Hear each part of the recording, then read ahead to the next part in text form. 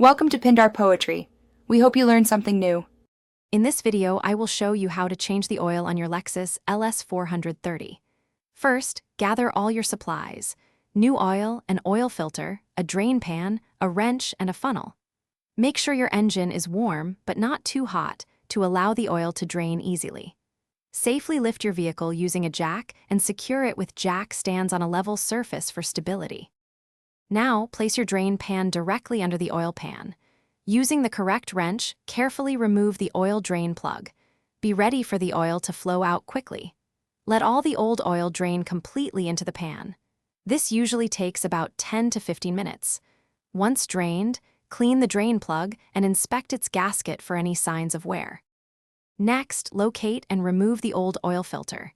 It might be a bit tight, so use an oil filter wrench if needed.